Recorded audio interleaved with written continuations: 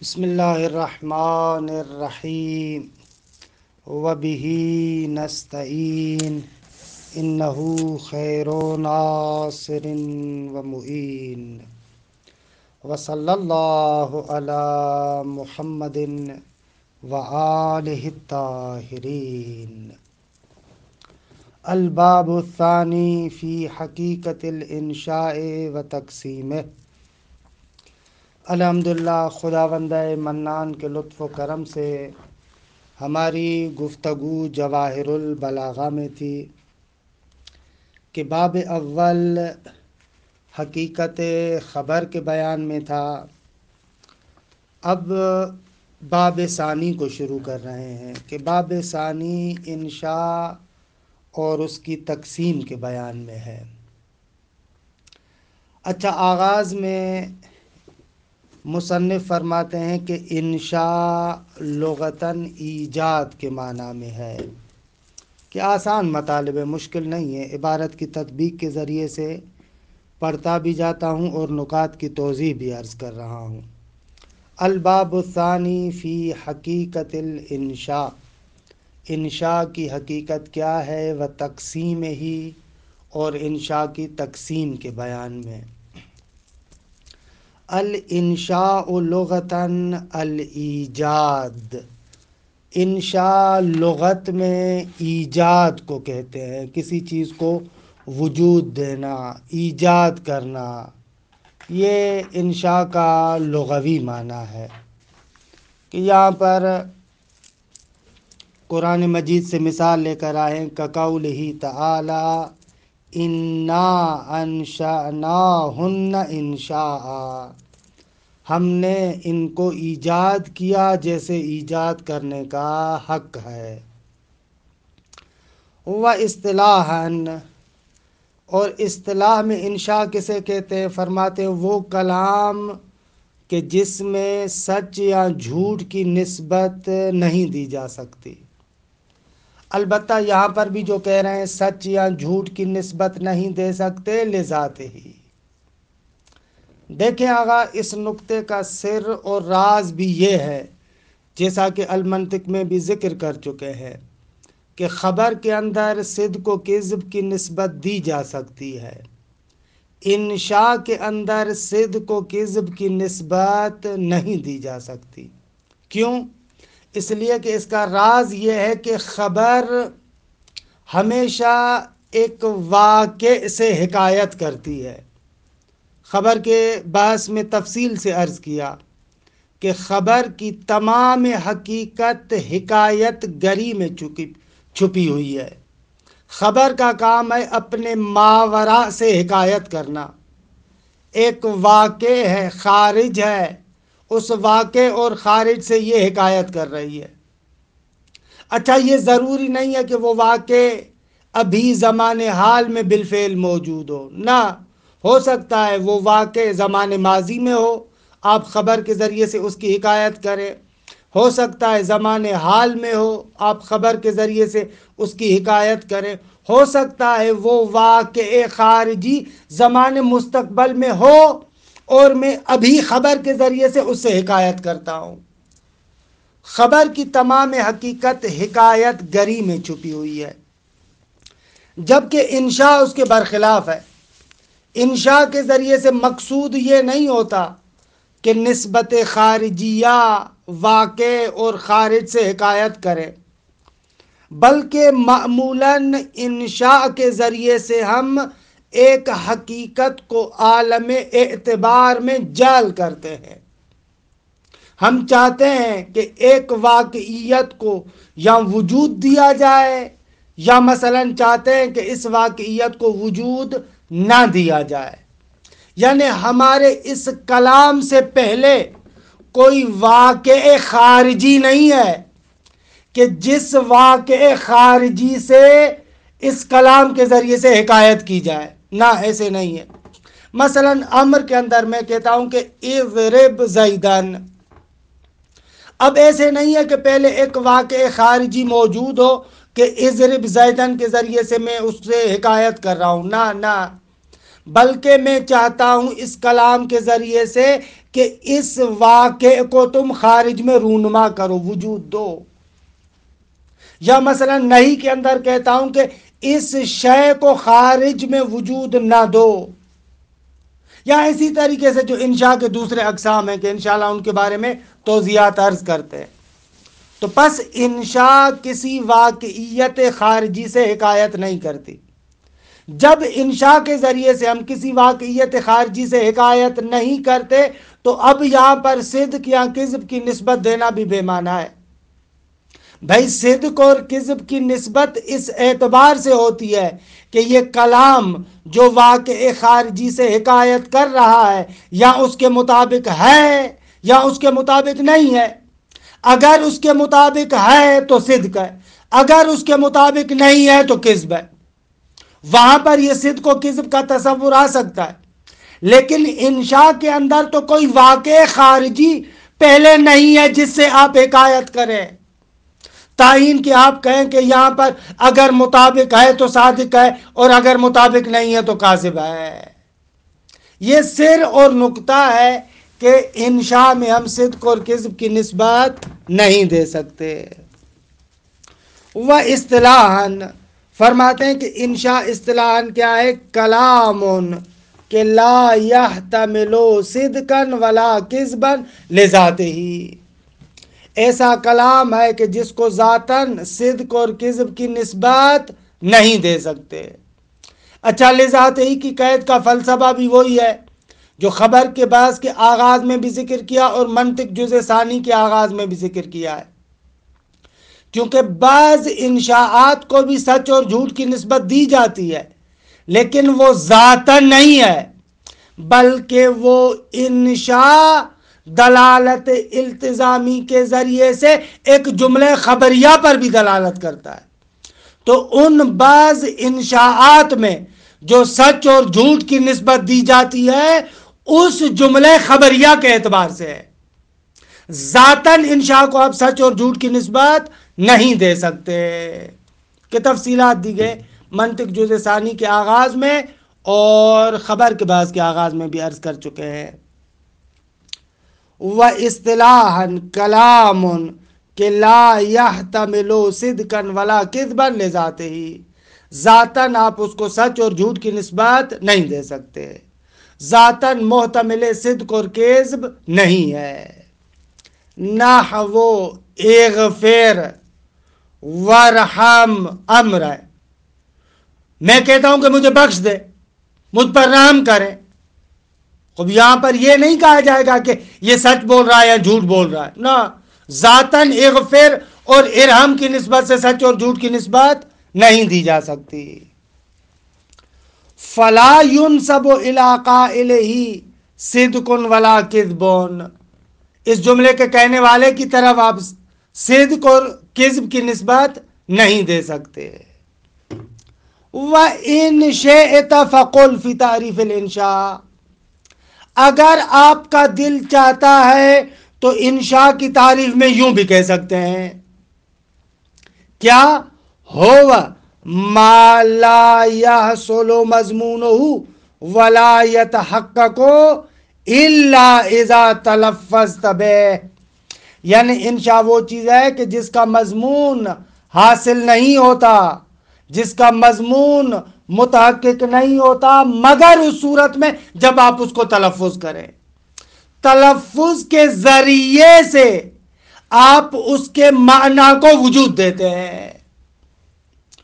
فطلب الفعل فی الامر وطلب الکف فی النہی وطلب المحبوب فی التمنی وطلب الفہم فی الاستفہام وطلب الاقبال فی النداء کل ذالک لا یحصل الا بنفس السیاق کہ المتلفظ بہا. کہتے ہیں امر میں کیا ہوتا ہے کہ انشاءاللہ آرے کی تفصیلی بات بھی آئے گی، فی الحال مثال دے رہے ہیں. امر میں کیا ہوتا ہے؟ طلب الفعل ہے. خوب یہ طلب فعل اسی وقت ہی جنم لے گی جب میں تلفظ کروں، جب میں کہوں اضرب زیدن تو یہ طلب متحقق ہوگی، وگرنہ طلب متحقق نہیں ہوگی. یا مثلا نہیں کے اندر طلب الکف فی النہی، کہ یہ پرانی اصول کی کتابوں میں بحث ہوتی تھی کہ نہیں کیا ہے، معمولاً کہتے تھے نا طلب الترک، فلاں کام نہ کرو، ترک اور نہ کرنے کو طلب کرنا. تو پھر وہاں پر بحث کرتے تھے کہ آیا واقعاً طلب ترک ممکن ہے یا نہ، کیونکہ ترک امر عدمی ہے، امر عدمی کو تو طلب نہیں کیا جاتا، تو پھر کیسے آپ کہہ رہے ہیں طلب الترک نہیں میں؟ خوب اس اشکال سے بچنے کے لیے ترک کی جگہ پر لفظ لے کر آئے کف. کف یعنی اپنے آپ کو روکنا، تم اپنے آپ کو روکو. روکنا امر وجودی ہے، ترک امر عدمی ہے. کیونکہ امر عدمی کو طلب نہیں کیا جا سکتا، لہذا معمولاً یہ لوگ اس اشکال سے بچنے کے لیے نہیں کی تعریف میں لے کر آتے ہیں طلب الکف. درست ہے، یہ سبب ہے طلب الکف کا، یعنی اپنے آپ کو روکو، تم روکو اپنے آپ کو. اس روکنے کو طلب کرنا یہ نہیں کے اندر ہے. اب ظاہر سی بات ہے کہ یہ طلب بھی تبھی جنم لے گی، تبھی ایجاد ہوگی، تبھی موجود ہوگی جب یہ نہیں کا صیغہ کہا جائے.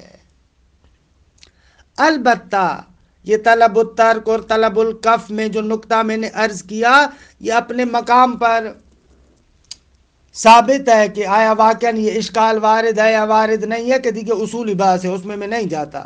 حق کے مطلب یہ ہے کہ اشکال وارد نہیں ہے، لیکن بہرحال یہاں پر انہوں نے تعبیر کو استعمال کیا طلب الکف، تو ہم نے بھی اس کا نقطہ ذکر کیا کہ طلب الکف کیوں کہا، طلب الترک کیوں نہیں کہا.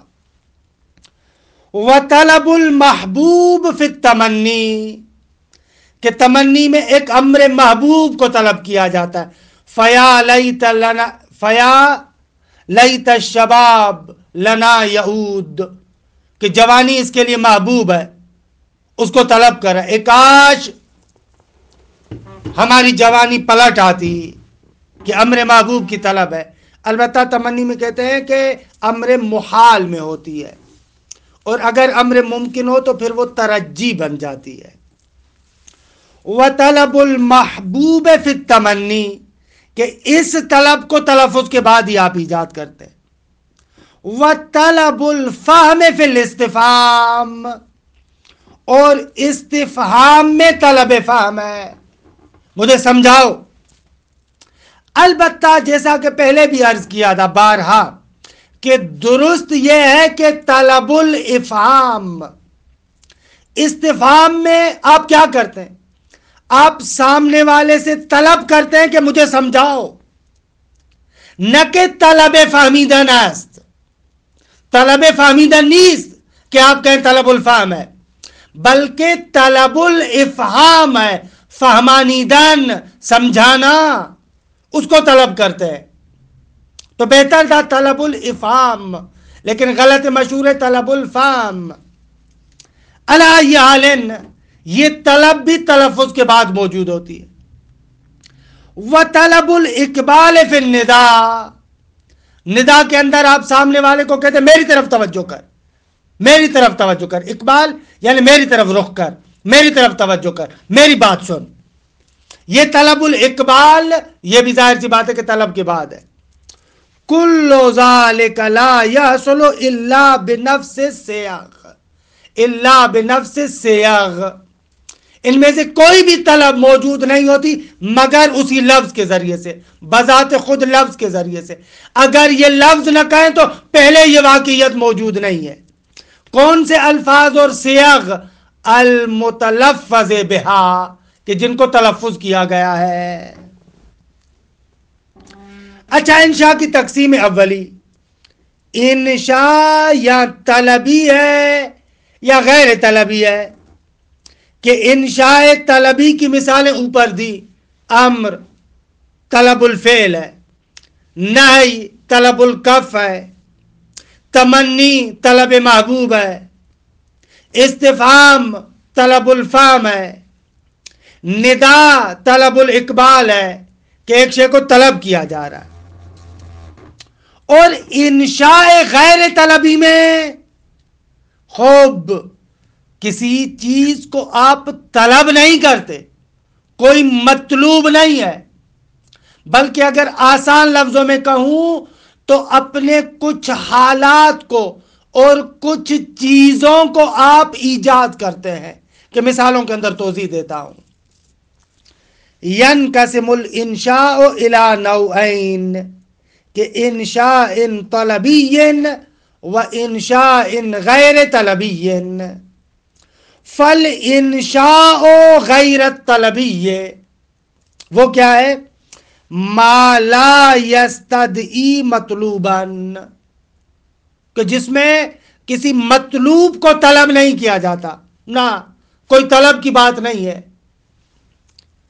وَيَكُونُ بِصِيغِ الْمَدْحِ وَالذَّمِّ، مدح اور ذم کے صیغے کے ذریعے سے ہوتی ہے یہ انشاء غیر طلبی۔ کیا بھی مثالیں دیتے ہیں؟ مثلا آپ کہتے ہیں نعم الرجل زید، زید اچھا بندہ ہے۔ اچھا، یہ جو کہہ رہے ہیں نا، یہ ایک نقطہ ذہن میں رکھیں۔ اکثر دوستان ادبیات کی کتابوں کو پڑھتے ہیں، ان احکامات کو بھی سمجھ لیتے ہیں، لیکن اصل نقطے اور معنی کی طرح متوجہ نہیں ہوتے۔ یہ جو ہم کہہ رہے ہیں نا نعم الرجل زید، مقصود یہ نہیں ہے کہ زید کے اچھے ہونے کی خبر دے رہا ہوں، آپ کو یہ نہیں بتانا چاہتا کہ زید اچھا آدمی ہے، خبر نہیں دینا چاہ رہا، بلکہ اس کے ذریعے سے مدح کر رہا ہوں، بھائی زید اچھا بندہ ہے، اس کی تعریف کر رہا ہوں۔ یہ ہمارے ہاں بھی اپنی زبانوں میں کہتے ہیں یار یہ اچھا بندہ ہے، یہ اچھا بندہ نہیں کہ خبر دے رہا ہوں۔ یا مثلا سامنے کوئی دوست کھڑا ہے آپ کا، آپ اسے کہتے ہیں یار تو بہت ہی اچھا آدمی ہے، نہ کہ میں اس کو خبر دے رہا ہوں کہ تو اچھا آدمی ہے، بلکہ اس کی تعریف کر رہا ہوں، تعریف کو، مدح کو انشاء کر رہا ہوں، ایجاد کر رہا ہوں۔ آدم خوبی ہستی ایسے ایسے۔ تو اسی شے کو عربی زبان میں کہتے ہیں نعم الرجل زید، یار زید اچھا بندہ ہے، یہ دقیق ترجمہ ہوگا اس کا، زید اچھا بندہ ہے، یعنی اس کی تعریف کر رہے ہیں آپ۔ یہاں پر ابھی کسی چیز کو آپ طلب نہیں کر رہے، کہ انشاء کے جو اوپر والے اقسام تھے طلب والے، وہاں پر کسی نہ کسی مطلوب کو چاہا جا رہا تھا، یہاں پر کسی مطلوب کو نہیں چاہتے، بلکہ یہاں پر کیا کر رہے ہیں؟ ہم تعریف کر رہے ہیں، مدح کو جنم دے رہے ہیں، ایجاد کر رہے ہیں، بھائی اچھا بندہ ہے۔ وَيَكُونُ بِصِيغِ الْمَدْحِ وَالذَّمِّ، حالانکہ مذمت میں بھی ایسے، یار زید تو بہت ہی گندا بندہ ہے، بہت ہی گندا آدمی ہے، بیکار بندہ ہے، ایسے ایسے۔ وَصِيغِ الْعُقُودِ وَالْإِيقَاعَاتِ، عقود اور ایقاعات کے معاملات میں ہم پڑھ چکے۔ عقود یعنی جس میں ایجاب اور قبول دونوں ہوتے ہیں، ایقاعات جس میں فقط ایک طرف ہے۔ مثلا جب شوہر اپنی بیوی کو طلاق دیتا ہے، کہتا ہے انت طالق، تو اب یہاں پر یہ ضروری نہیں ہے کہ طلاق اس وقت واقع ہو جب بیوی کہے کہ قبل تو، نہ، اس کی ضرورت ہی نہیں ہے۔ طلاق کو ایجاد کرتا ہے، اس القے زوجیت کے انقطاع کو ایجاد کر رہا ہے کہ دیکھے تموم شد۔ یا مثلا عقود میں جیسے بیعتو، سامنے والا کہے گا مثلا قبل تو، اب بیعتو کا معنی خبر والا نا، کہ میں خبر دے رہا ہوں، نہ نہ نہ نہ، خبر والا معنی نہ، بلکہ بیعتو یعنی میں بیچ رہا ہوں، یعنی میں اس کو اپنی ملکیت سے نکال کر تیری ملکیت میں لا رہا ہوں، یہ معنی ہوگا۔ اور اسی طریقے سے نکاح کے اندر بھی جو آپ پڑھتے انکحتو وزوجتو، مثلا موکلتی موکلکا، تو یہاں پر جو آپ کہتے انکحتو وزوجتو، کہتے ہیں قصد انشاء ضروری ہے، یعنی مقصد یہ نہ ہو کہ خبر دے رہے ہو آپ، نہ نہ، یعنی القائے زوجیت میں اپنی موکلہ اور تمہارے موکل کے درمیان ایجاد کر رہا ہوں۔ دوسرے لفظوں میں اپنی موکلہ کو تمہارے موکل کی زوجیت میں دے رہا ہوں، اس القائے زوجیت کو ایجاد کر رہا ہوں، یہ قصد انشاء ہے۔ والقسم، خوب یہ بھی انشاء غیر طلبی ہے. تعجب، انشاءاللہ تعجب کے بارے میں ایک آدھ نکتہ بھی عرض کروں گا. وَأَمَّا الْمَدْحُ وَالذَّمُّ فَيَكُونَانِ بِنِعْمَ وَبِئْسَ وَمَا جَرَى مَجْرَاهُمَا. فرماتے ہیں کہ مدح و ذم نعمہ اور بئسہ کے ذریعے سے اور جو ان کے قائم مقام ہے. نحو حبذا ولا حبذا، کہ دیکھیں نحو میں افعال مدح و ذم کو آپ نے پڑھا ہے. اور اسی طریقے سے والافعال المحولۃ الی فعلا، اگر بہت سارے افعال ایسے ہیں جن کو فعلا کی تعویل میں لے کر آتے ہیں اور وہاں پر معنی مدح و ذم پیدا کرتے ہیں. مثلا جیسے راحمہ، اس کو راحما بنا کر فعل لازم بنا دیتے ہیں اور مثلا مدح کے معنی میں لے کر آتے ہیں. یا اسی طریقے سے طاب علی النفسان، کہ دیکھے یہاں پر بھی عین الفعل مرفوع ہو. طاب علی النفسان یعنی علی کتنا اچھا بندہ ہے. اس مد انشاء والا معنی کرے، نہ کہ آپ کو خبر دے رہے ہیں کہ علی پاک ہے یا پاک ہوا. نہ، فارسی میں کہیں گے کہ علی آدم پاکیز تھا، پاک بندہ ہے یار، یعنی تعریف کر رہے ہیں، مدح کر رہے ہیں. یہ وَخَبُثَ بَكْرٌ اصلاً، بکر نسب کے اعتبار سے بہت ہی بد نسل آدمی ہے، خراب ہے. بکر، خَبُثَ بَكْرٌ اصلاً، اپنی اصل کے اعتبار سے بہت ہی گندا ہے، بیکار خاندان کا بندہ ہے. نہ کہ خبر دے رہا ہوں، مذمت کر رہا ہوں اس کی. خوب ایسے ہوتا ہے بہت سارے افعال کو افعال مدح و ذم میں لے کر آتے ہیں عین الفعل کو مضموم کر کے فعلا کے وزن پر. وَأَمَّا الْعُقُودُ وَالْإِيقَاعَاتُ فَتَكُونُ بِالْمَاضِي كَثِيرًا. فرماتے عقود اور ایقاعات اکثر اوقات زیادہ تر ماضی کے ذریعے سے ہوتے ہیں. جیسے بیعتو، یعنی اس بے کو ایجاد کر رہا ہوں. واشتريتو، اشترا کو ایجاد کر رہا ہوں. ووهبتو، وبغیرہ قلیلاً، ماضی کے علاوہ سے بھی آتا ہے لیکن قلیل ہے. نہ وہ انا بائعن کہ قصد انشاء ہو. وعندی یا وعبدی حر لوجہ اللہ، جملہ اسمیہ کی صورت میں انشاء کا قصد ہے، یعنی آزاد کر رہا ہوں، آزاد ہوا. وَأَمَّا الْقَسَمُ فَيَكُونُ بِالْوَاوِ وَالْبَاءِ وَالتَّاءِ وَبِغَيْرِهَا، جیسے نحو لَأَمْرُكَ، تیرے جان کی قسم، ما فعلت کذا، میں نے فلاں کام تھوڑی کیا ہے. کہ یہ بس آپ پڑھ چکے ہیں. وَأَمَّا التَّعَجُّبُ فَيَكُونُ قِيَاسًا بِصِيغَتَيْنِ وَسَمَائِيًّا بِغَيْرِهِمَا. اگر تعجب یا قیاسی ہے یا سمائی ہے. قیاسی وہی جو آپ ناو میں پڑھتے ما افعلہ و افعل بہ، کہ افعل میں بھی ظاہر میں صیغہ امر ہے لیکن ماضی وہاں پر بھی ماضی والا ہوگا. بھئی کس چیز نے اس کو اتنا خوبصورت کیا ہے، کتنا حسین بندہ ہے، ایسے ایسے ترجمہ کریں گے. ما افعلہ، یہ کیا کام کیا ہے بھائی، کتنا بڑا کام کیا ہے. وہ افعل بہ، یہ کیسا کام کیا ہے اس نے. امر کا معنی نہ کریں یہاں پر، یہ قیاسی ہے.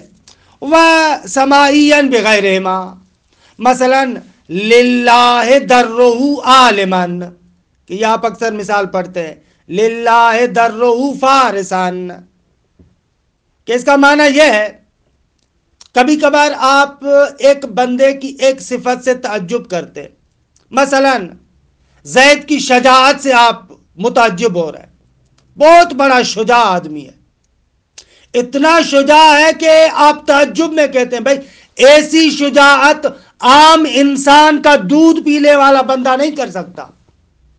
یعنی بنی آدم جو انسان ہو، جس نے ماں کا دودھ پیا ہوا ہو، انسانی ماں کا، اس کے اندر تو اتنی طاقت نہیں ہوتی. یہ حتماً کأنہ اس کو خدا نے دودھ پلایا ہوا ہے. طبیعت کے اندر اتنی کیا ہے؟ شجاعت ہے. للہ در زید فارسا، یعنی در یعنی وہ شیر، دودھ، زید کا دودھ اللہ کی جانب سے ہے. درست ہے؟ یہ کہنا چاہ رہا ہے. اس کا مطلب ایسے ہے کہ اکثر اس کی طرح متوجہ نہیں ہوتے. للہ درہ عالم، اتنا علم، اتنا بڑا عالم، حتماً اس نے کسی انسان کا دودھ نہیں پیا، بلکہ اس کو خدا نے اپنی خاص اس اہتمام کے ساتھ دودھ پلایا ہے، لہذا تبھی یہ اتنا بڑا عالم ہے. صیغہ تعجب ہے لیکن سماعی ہے.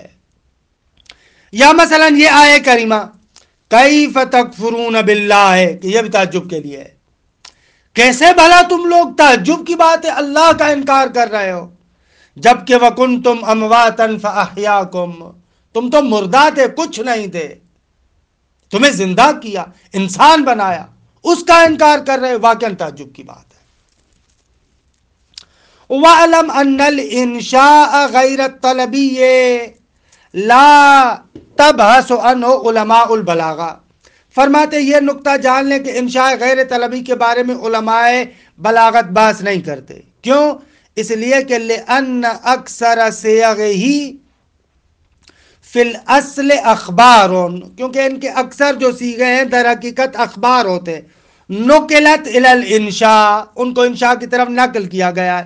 فیجری فیہا جمیع ما یجری فی الاخبار، تو ان کے بارے میں تمام وہی قوانین، تمام وہی باتیں ہوں گی جو اخبار میں ہم کہہ چکے ہیں، لہذا ان کے بارے میں گفتگو نہیں ہے.